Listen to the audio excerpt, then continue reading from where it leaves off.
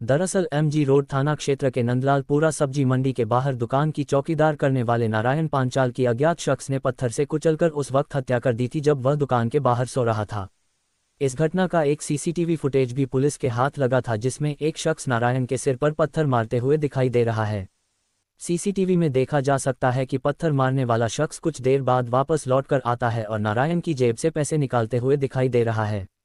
घटना के बाद एमजी पुलिस ने सीसीटीवी में दिखाई दे रहे युवक की तलाश की तो पता चला कि वह क्षेत्र में ही हम्माली का काम करता है और उसका नाम देव शिंदे है, जो महाराष्ट्र से आकर इंदौर में हम्माली का काम करता है और सड़क पर ही गुजर बसर करता है, जिसने नारायण को उसके मालिक द्वारा साप्ताहिक मजदूरी के 2100 रुपये दिए थे, जिसे लूटने के लिए उसने नारायण की हत्या की है। फिलहाल आरोपी देव शिंदे को ज्ञानचंद जैन गिरफ्तार जी कर हैं, लिया गया है। जिनका मसाले की दुकान है, उनके इधर पे काम करने वाले नारायण पांचाल के साथ में गंभीर घटना हुई है, जिसमें से उनकी मृत्यु हो गई है।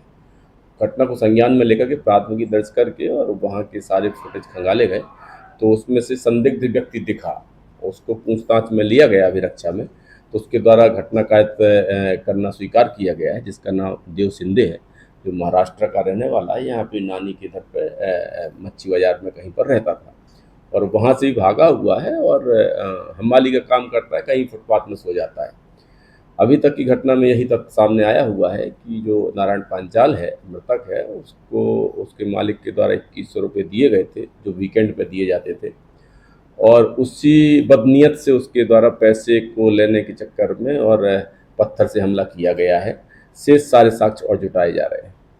सर, कुछ कारण सामने आया जिसने क्यों हत्या की? 2100 रुपये तो बता रहे हैं कि उसकी जेब में रखे थे, वो निकाल भी रहा था। इसके अलावा कुछ कारण और सामने यही कारण है, पूर्व परिचित भी है और उसकी नीयत यही थी। अभी तक की जो पूछताछ में उसके द्वारा यही स्वीकार किया गया है। शेष अन्य साक्ष्य भी जुटाए जा रहे हैं। आरोपी के को पुराने मामले दर्ज हैं? नहीं, आरोपी चूंकि महाराष्ट्र का रहने वाला है, वो भी सारी जानकारी जुटाई जा रही है। अभी तक ऐसे कोई तथ्य नहीं मिले हुए हैं, लेकिन शोहरत ठीक नहीं है, क्योंकि वो अपनी नानी के इधर भी नहीं रहता है, यहीं हम्बाली करता, कहीं फुटपाथ पर सो जाता है, तो उसकी बाकी शोहरत के बारे में पूरी जानकारी ली जा रही है। पूर्व के अपराध रिकॉर्ड अगर कुछ भी है तो वो ही पता किए जा रहे हैं। सर, कोई रंजिश वगैरह कोई आपसी नहीं, ऐसी कोई जाहिराना रंजिश की बात तो नहीं आई है अभी तक। बाकी सभी एंगलों से हमारी जांच जारी है।